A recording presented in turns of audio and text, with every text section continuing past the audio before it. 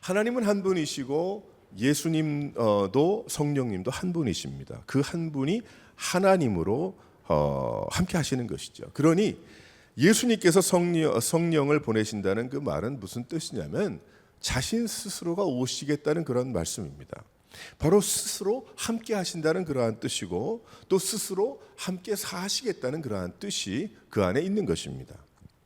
그래서 우리는 기도하기를 하나님과 반드시 대화하듯이 우리는 그렇게 합니다. 우리는 기도할 때에 하나님과 이야기하는 것처럼 기도합니다.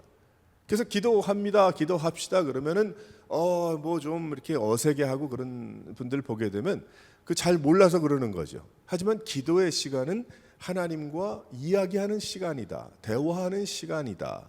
우리와 함께 하시는 예수님의 영이신 성령님의 도우심으로 하나님을 만나고 있기 때문에 그것은 마치 성령님께서 우리와 함께 하심으로 우리가 성령님과 대화하는 것, 하나님과 대화하는 것이기 때문입니다. 마치 예수님께서 제자들과 함께 걸으면서 이야기하신 것 같이 우리도 기도하면서 예수님과 이야기하는 것이 바로 그것이 신앙의 생활이고 기도의 시간인 것이죠. 그 일을 성령님께서 말할 수 없는 탄식과 어떨 때는 사랑으로 우리에게 함께 하시고 말씀해 주시고 깨닫게 하시고 인도하시는 것입니다. 오순절 성령님의 오심을 체험한 성도들은 완전히 인생이 변하게 됐습니다. 자기와 누가 함께함을 그들이 체험했기 때문이죠. 성령 하나님께서 그들과 함께 하심을 그들이 알았기 때문입니다. 우리는 어떻습니까? 예수님을 믿고 성령님의 함께 하심을 경험한 후에 어떠한 일들이 벌어졌습니까? 또한 생겨나고 있습니까? 우리가 바쁜 생활을 이야기하면서 성령님의 역사를 별로 중요하게 생각하지 않든지 아니면 성령님의 역사가 성령님의 역사라고 보이지 않는 그러한 어떤 삶은 아닌지 우린 특별히 성령 강림주의를 앞에 두고 우리 생각해 봐야 할 것입니다. 예수 믿는 성도들은 이러한 영적인 생활에 민감해야 됩니다. 그래서 spiritual life라고 이렇게 이야기를 하죠. 영어로는 성경을 보면서 이전에도 역사하신 성령님의 일을 돌아보며 내 안에서도 일어났던 또한 일어나고 일어날 일을 우리는 기대하고 특별히 사도행전 2장 말씀을 통해서 우리는 기다려야 할 것입니다. 어떠한 역사가 일어났는가? 과연 그 초대교회 성도들에게 성령님의 놀라운 그 임재와 역사를 체험한 후에 어떠한 변화들이 일어났는가? 오늘 말씀 보게 되면 몇 가지가 나오고 있죠. 첫 번째로 한번 다 같이 읽어보도록 하겠습니다. 시작. 확신을 얻게 하셨어요. 확신을 얻게 하셨다. 14절 말씀 보게 되면 오늘 읽지는 않았지만은 베드로가 11 사도와 함께 서서 소리를 높여 이르되 유대인들과 예루살렘에 사는 모든 사람들아 이 일로 너희로 알게 할 것이니 내 말에 귀를 기울이라 그리고 이야기를 하잖아요. 어떻게 이러한 일이 일어날 수가 있겠습니까? 불과 50여일 전만 해도 예수님을 모른다고 너 무슨 소리 하는지 모른다고 부인하고 배반했던 베드로인데 어떻게 이렇게 할 수 있을까? 그리고 부활의 예수님을 만나고도 고민에 빠졌던 베드로고 바다에 가서 고기를 잡던 그런 사람입니다. 그런데 부활의 예수님께서 그에게 나타나시고 또다시 불러주신 후에 내 양을 먹이라고 바닷가에서 이야기하실 때에 어떻게 됩니까? 그의 마음은 회개하게 됐고 벌써 그 전부터 보트에서 뛰어내릴 때 회개했겠지만은 회개하게 됐고 그리고 이 성령의 충만함을 얻었을 때에 확신을 갖게 됐던 거예요. 그러니까 베드로가 이런 확신이 없었다면 14절 이후에 그가 이러한 이야기를 할 수 없었을 겁니다. 어떻게 하겠어요? 못하죠. 내가 확신이 없는데 내가 어떻게 그런 이야기를 서서 소리를 높여서 할 수가 있었겠는가? 예수님에 대한 확신이 있었습니다.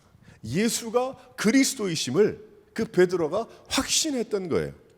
그 확신은 자신의 의지로 만들어내는 게 아닙니다. 우리 많은 경우에 믿음의 확신이 있습니까? 구원의 확신이 있습니까? 뭐 이런 질문을 해오게 되면 내 자신을 생각을 이렇게 막 해보면은 확신이 없거든요. 내가 왜 그렇게 생각을 하냐면은 이 확신이라는 것이 어떤 면에 자기의 어떤 의지로 뭐 만들어내는 것 아니든지 내 속에서 어떤 내가 이런 것으로 생각하고 있기 때문입니다. 하나님께서 주신 확신이 확신이죠. 성령님께서 결과적으로 전부 다 들어맞게 하신 거예요. 우리 그 게임 있지 않습니까? 그 위에 뭐 벽돌 조각 쭉 내려오면 딱딱딱 딱 맞으면 없어지고 딱 맞으면 그 이게 굉장히 처음 게임 나왔던 그런 것인데, 오래전에 나왔던 것인데 지금도 굉장히 인기가 있더라고요. 마치 그것과 같이 이전에 알고 있었던 작은 이러한 뭐 지식과 뭐 작은 그 확신과 작은 뭐 의심과 이런 것들이 다 어떻게 됐어요? 성령 하나님께서 그들 가운데 역사하시고 각자의 머리 위에 혹시 이것이 무언가 착각할까 봐 하나님께서 그렇게 재미있게 인도하신 거 아니겠어요?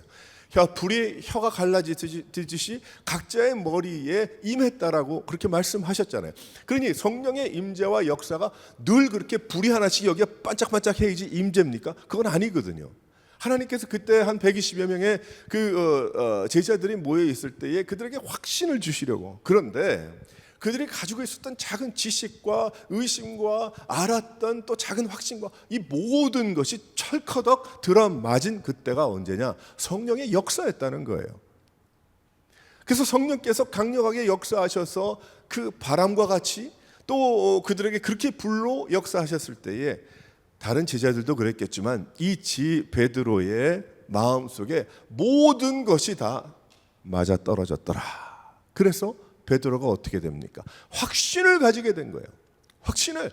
이전에 들었던 모든 것이 뭐 기억나는 것도 있고 안 난 것도 있겠지만 다 그랬구나. 그래서 그 말씀을 하셨구나. 그 일이 이 일 때문에 그렇게 된 것이구나.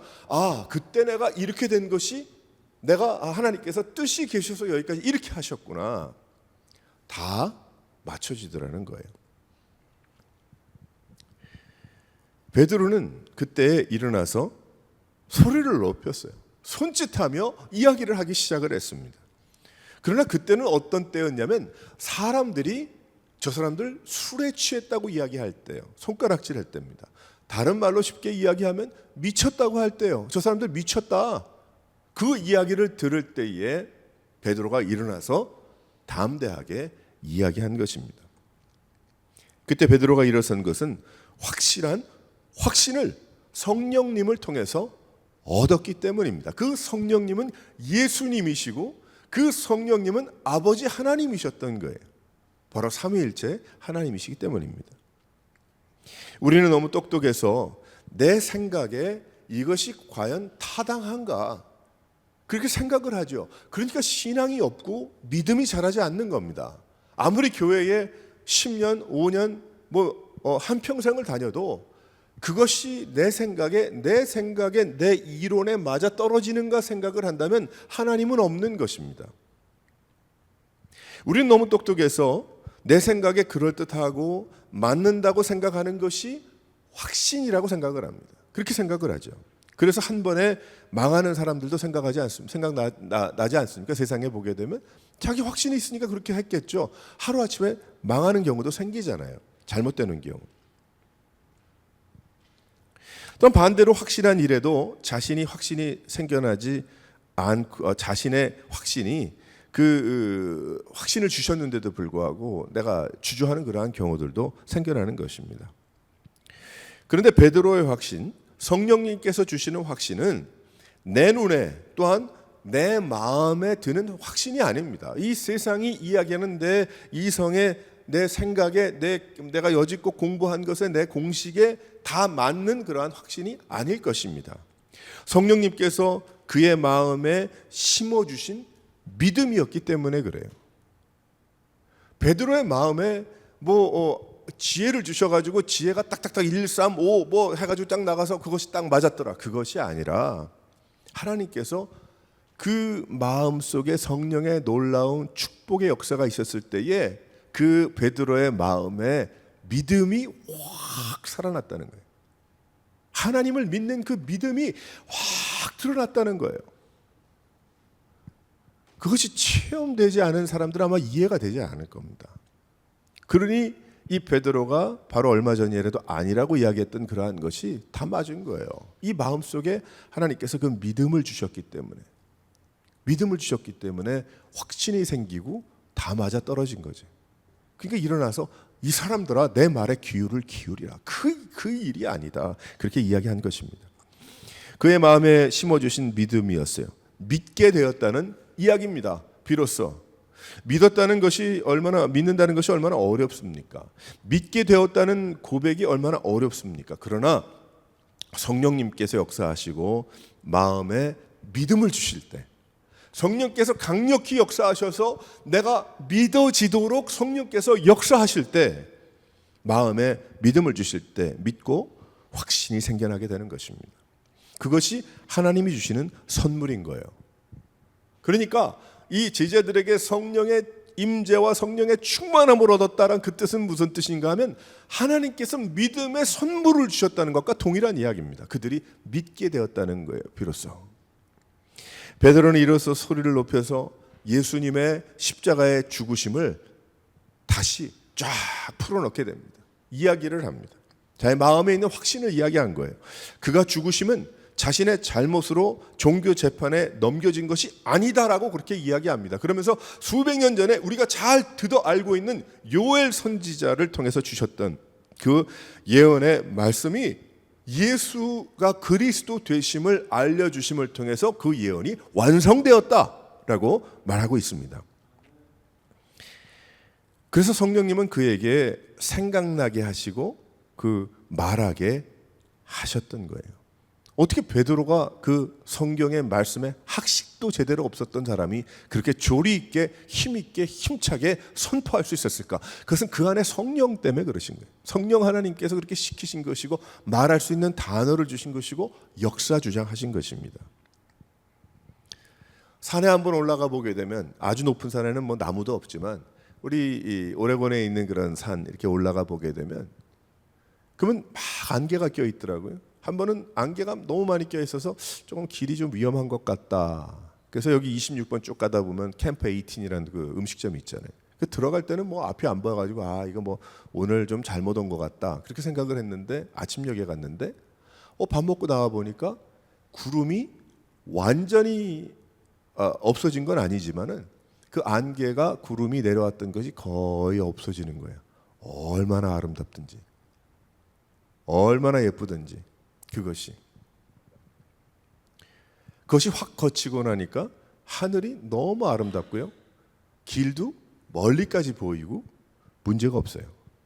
확신 가운데 살라고 하나님은 우리에게 성령님을 부어주셔서 그런 아름다운 것을 보게 하시는 것입니다. 할렐루야.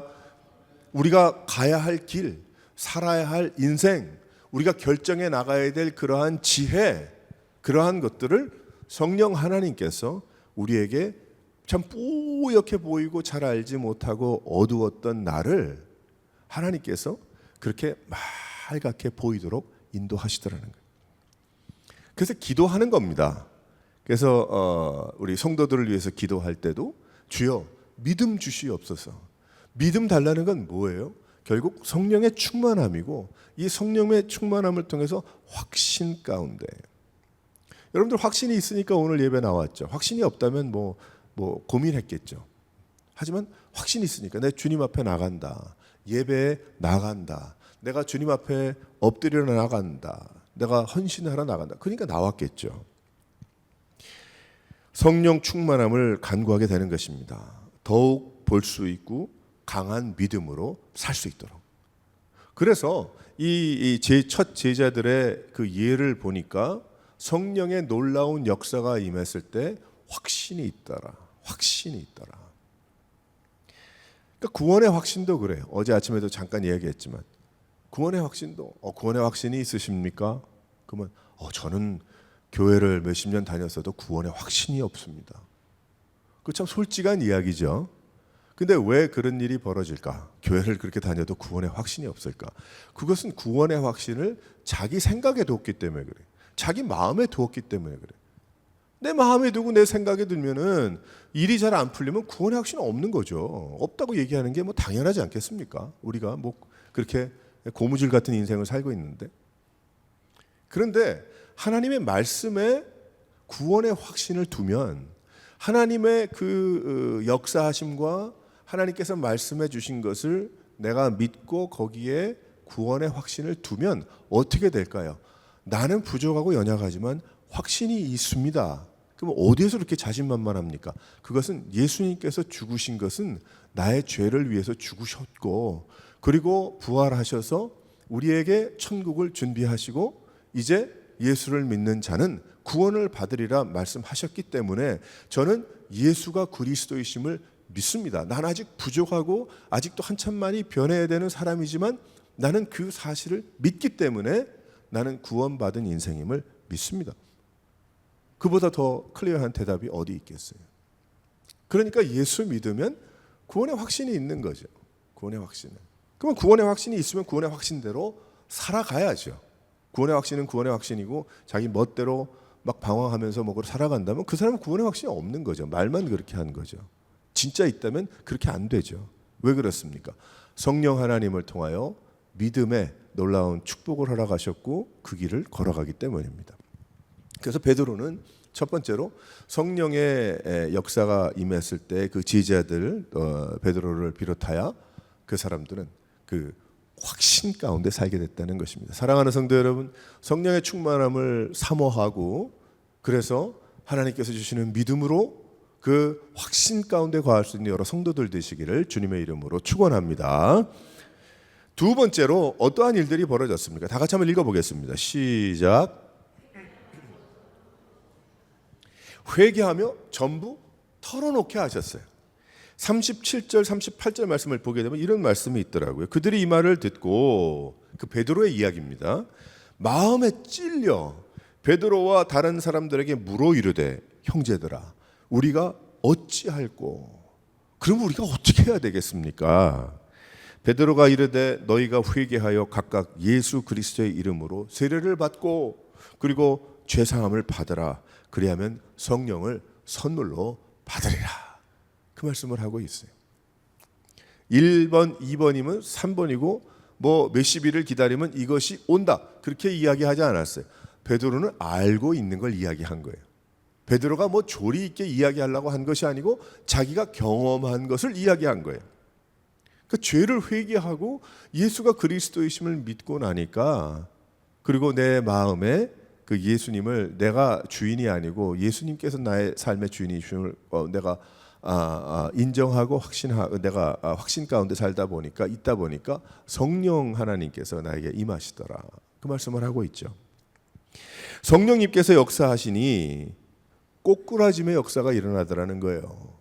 성령의 역사가 임하시니까 꼬꾸라지더라는 거예요. 꼬꾸라진다는 것이 또 뭐 이상하게 들릴지 모르겠지만 표현이 그렇죠. 성령님은 인간을 겸손케 하십니다. 성령의 강력한 역사가 임하고 성령의 강력한 임재하심을 경험하면 낮아질 수밖에 없는 거예요. 난 그러기 싫은데, 나 저 사람 미운데, 그런데 성령의 충만함을 받으니까 내가 그 사람을 사랑하게 되는 거예요. 내가 뭐 성령의 강력한 역사가 임하게 되니까 나는 이만큼 한 사람인데 내가 아무에게도 엎드리고 절하지 않는데 내가 성령의 강력한 역사를 체험하고 나니까 내가 엎드리게 되더라는 거죠. 이런 놀라운 역사가 임하더라는 겁니다. 성령님께서 역사하시니 꼬꾸라짐의 역사가 일어난다. 성령님은 인간을 겸손케 하시는데 하나님의 높으심을 능력을 알게 하시니 하나님의 그 높으심과 하나님의 하나님 되심을 성령께서 설명해 주시더라는 거예요. 근데 그 설명해 주시는 것은 좋은 단어와 멋진 뭐 한 단어에 많은 뜻이 함축되어 있는 어떤 그러한 멋진 단어를 찾아가지고 말씀해 주시는 것이 아니고 내 마음에 다 풀어지더라는 거죠. 그러니까 그 체험이 없으면 신앙생활이 무엇인지 모르는 겁니다. 그걸 어떻게 다 설명을 해요? 어떻게 설명하겠어요? 내 마음속에 내가 죄인임을 어떻게 다 다른 사람의 설명을 통해서 내가 이해가 돼서 죄인이구나라고 이야기하겠습니까? 안 될 겁니다. 절대로. 내 이성과 내가 가지고 있는 뭐 학식과 지나온 일과 내가 누구라는 것을 돌아보게 되면 할 수 없는 사람들이에요. 하지만 성령 하나님께서 강력하게 역사를 하시다 보니까 베드로의 말이 구구절절 옳아서 뭐 앞뒤가 다 맞아서 뭐 언어가 확실해서 그것이 아니라 하나님께서 베드로를 통해서 베드로의 확신을 통해서 그 선포된 그러한 이야기를 듣다 보니까 성령 하나님께서 그 마음속에 확 다 깨닫게 하셨어요. 그러고 나서 결론적으로 한마디가 무슨 말이었냐면, 형제여, 그럼 나는 어떻게 했으면 좋겠냐? 어찌할꼬? 그 어찌할꼬라는 그 말 단어, 그 네 1, 2, 3, 4 네 글자 안에 성령께서 다 깨닫게 하시는 회개의 영을 허락해 주시더라는 것이죠. 그래서 꼬꾸라지는 겁니다. 다른 말로 이야기하면 내가 어찌할꼬라고 이야기할 수밖에 없는 거예요. 성령 하나님 역사하시면 다른 단어가 없습니다. 다른 모습이 없습니다. 내가 어찌할꼬라는 그 이야기는 무슨 뜻이냐면 회개의 시작인 거예요.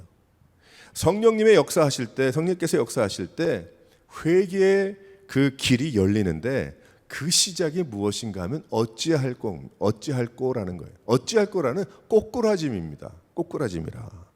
회개하면서 하나님 앞에 전부 털어놓게 하시는 거예요. 뭐 그런 이야기까지 뭐든 그래서 회개하라는 것입니다. 마음에도 없는 회개함이 아니라 성령의 역사로 이루어지는 회개가 진짜 회개인 것입니다. 진짜 회개. 그래서 함께 모여서 회개 기도합시다. 이 시간에는 회개하는 기도를 하십시다라고 하면 그것은 내가 내 마음을 쥐어짜서 내 기억을 쥐어짜서 하는 예식의 하나가 결코 아닌 거예요. 결코 아닌 것입니다. 회개의 기도는 성령님을 환영하는 것이고 자신이 하나님 앞에 꼬꾸라지기 원하는 겸손한 모습으로 나가는 거예요. 그래서 예수 믿는 것은 이 회개함이 없으면 안 되는 겁니다. 처음 내가 믿지 않았을 때 예수님을 믿게 됐을 때도 나의 회개죠. 또한 매일매일 삶도 안타까운 마음으로 나가는 것이고 눈물로 나가는 것이고 하나님을 마음으로 높이고 나는 엎드러지는 것이 어찌할꼬입니다. 그것이 회개의 시작인 거예요. 그러면 회개하지 않고 교회에 나오는 사람들도 있을까요? 있습니다. 그럴 수 있습니다.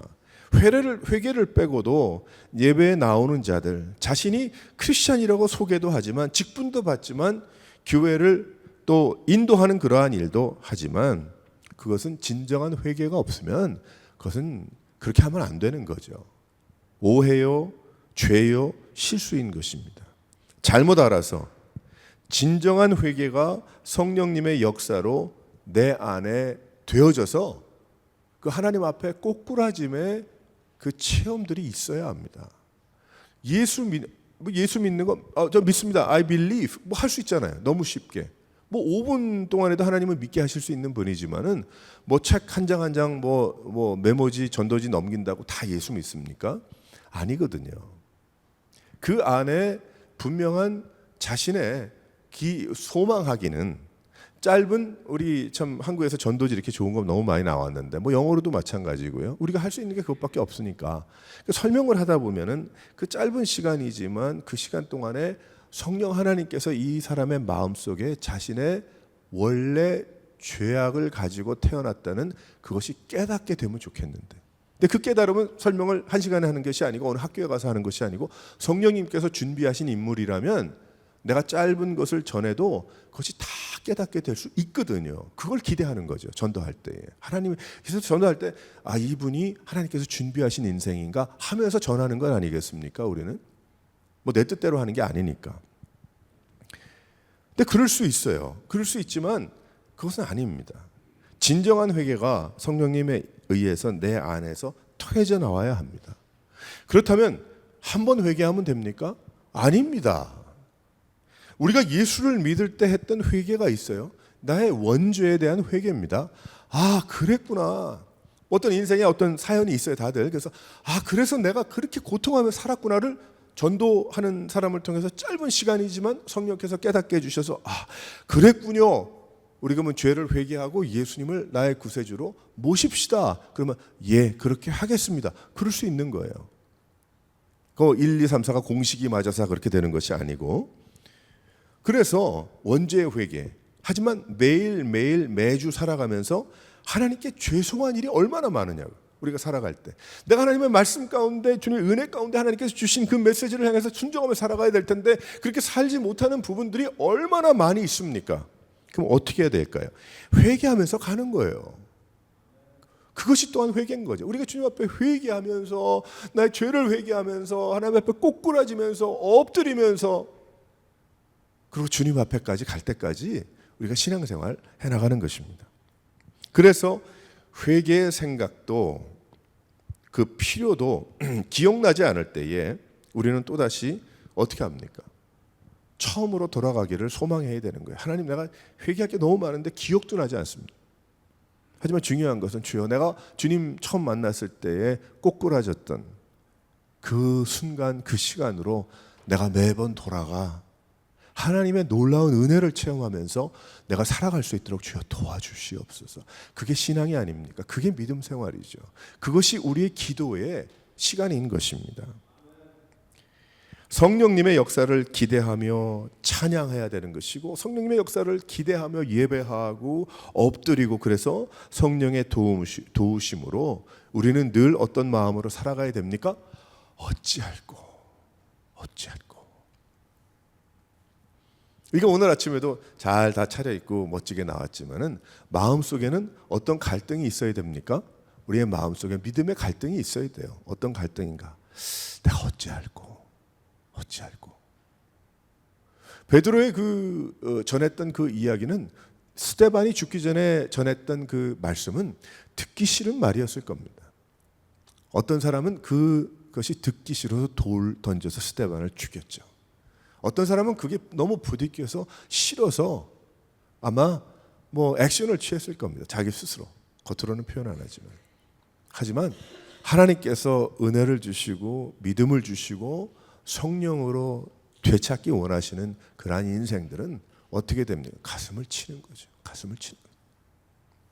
그러니까 오늘도 우리가 주님 전에 이렇게 나와서 예배하면서 하나님의 말씀을 들으면서 주여, 나는 어떤가?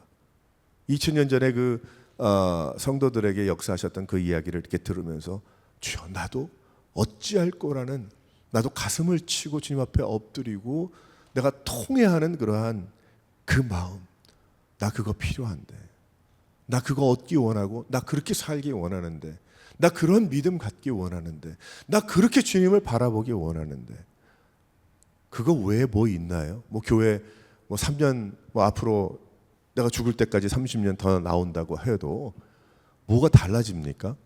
많이 듣는다고 달라지나요? 많이 들으면은 아는 건 생기겠죠.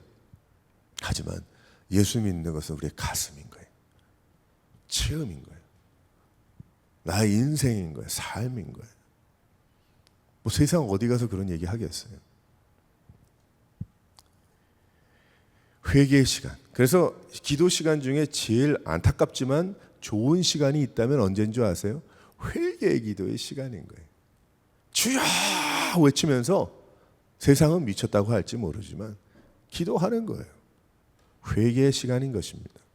나의 가치관을 다 던져버리고 하나님 앞에 전부 다 털어놓는 시간. 나의 아픔도, 나의 고통도, 나의 잘못도, 나의 기억나지 않았던 것도 주여 기억나게 하셔서 회개케 도와주소서.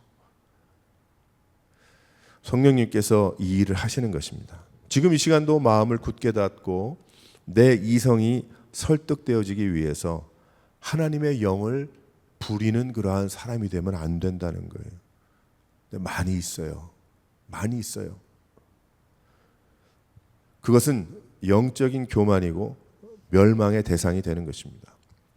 우리는 성령께서 인도하시는 대로 어떻게 해야 됩니까? 우리는 순종하고 또 나의 전부를 하나님 앞에 드려야 하는, 주여 나를 감동을 주소서. 하나님, 나에게 더욱 내가 감격할 수 있도록 도와주소서. 주여, 내가 어찌할꼬 주님 앞에 꼬꾸라짐을 지금 내가 할 수 있도록 인도하시고, 이 세상 사람들은 술에 취했다고 하는 이야기를 들을지라도 주여, 내가 하나님의 성령의 놀라운 은혜를 더욱 경험해서 이 믿음 버리지 않고 주님과 늘 이야기 나누며 하나님이 나를 부르실 천국으로 영원한 인생으로 인도하실 그때까지 내가 순종하며 나갈 수 있도록 도와주세요. 사랑하는 성도 여러분, 이러한 마음과 믿음으로 주님을 바라볼 수 있는 여러 성도들 되시기를 주님의 이름으로 축원합니다.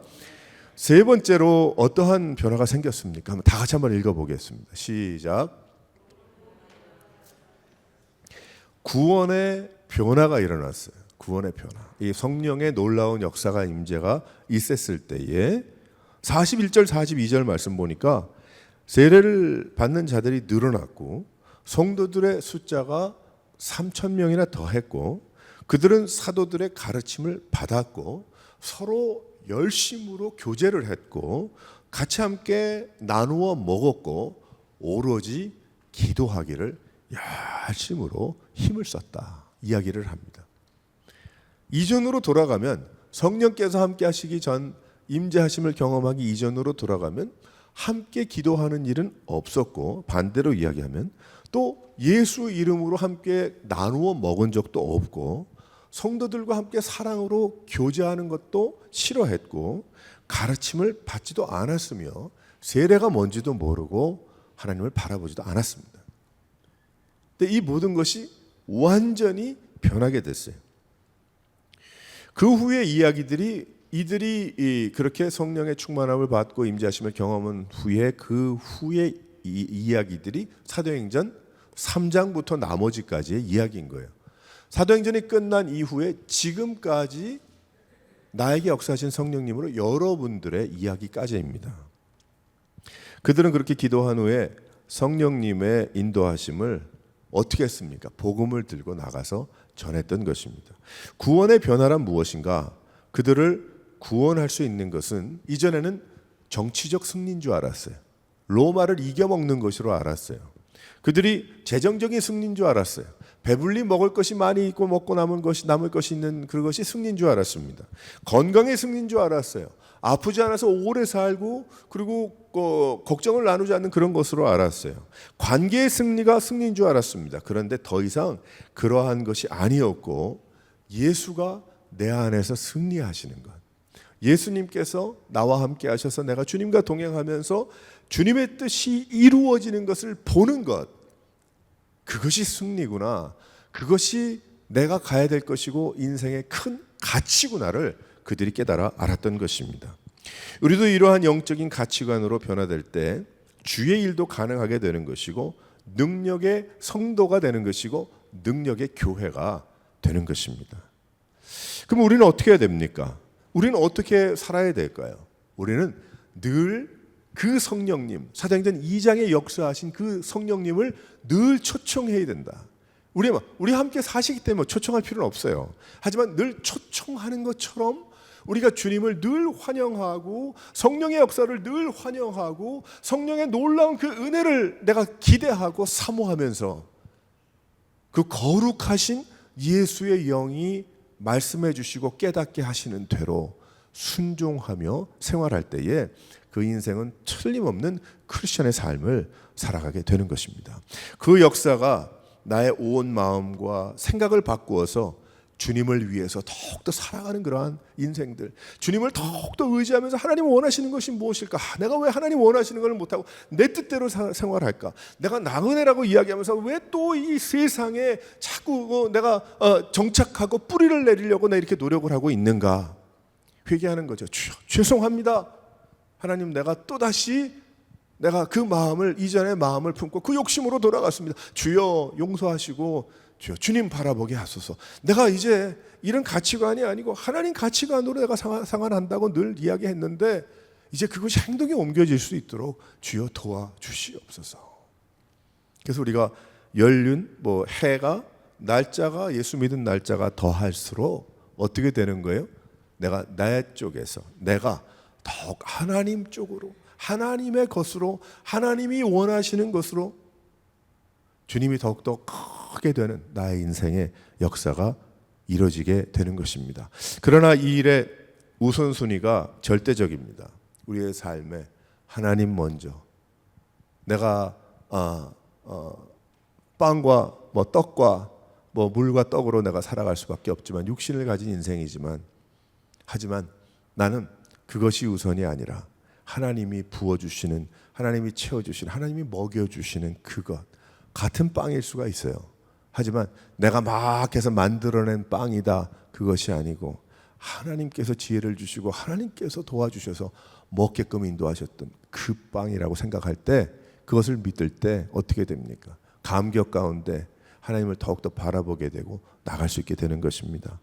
우리는 우선순위가 절대적이죠. 찬양하고 예배하고 하나님을 사모하는 일은 가장 기초적인 일입니다.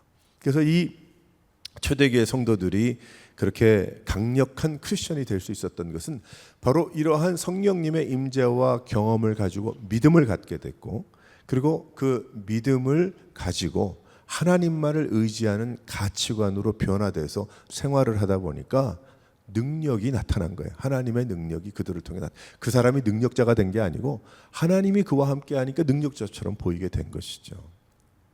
우리 크리스천들은 능력자들입니다. 할렐루야. 성령님이 함께 하시기 때문에 여러분들에게 다 은사도 주셨고 하나님께서 능력을 파워를 주셨어요. 어디서 파워가 났어요? 예수 이름에 파워가 있는 거 아니에요. 예수 이름에 능력이 있다 했잖아요. 그러니까 여러분들은 능력자들인 거예요. 다 능력을 주신 거예요. 없는 것처럼 여기고 생활하니까 의기소침하고 내가 고민에 쌓이고 우울하고 하게 되는 거예요. 하지만 나는 더 이상 내가 아니요, 하나님께서 내 인생을 하나님이 기뻐하시고 하나님이 쓰시고 하나님이 원하시고 사용하시는 인생이다라고 주님 앞에 내어드리면, 이름은 어떻고 저름은 어때요? 이렇게 생기면 어떻고 저렇게 작고 저렇게 크면 어때요? 아무런 관계가 없거든요. 주님이 기뻐하시면 되는 것이고 나는 주님께 찬양하고 예배하며 살아가는 것입니다. 이 마음과 생각으로 더욱 성령님을 사모하고 그 주신 확신, 그 꼬꾸라짐과 엎으러짐의 감동, 또 하나님께서 주신 가치관의 변화, 그것이 여러분의 삶에 놀랍게 펼쳐질 수 있기를 주님의 이름으로 축원합니다.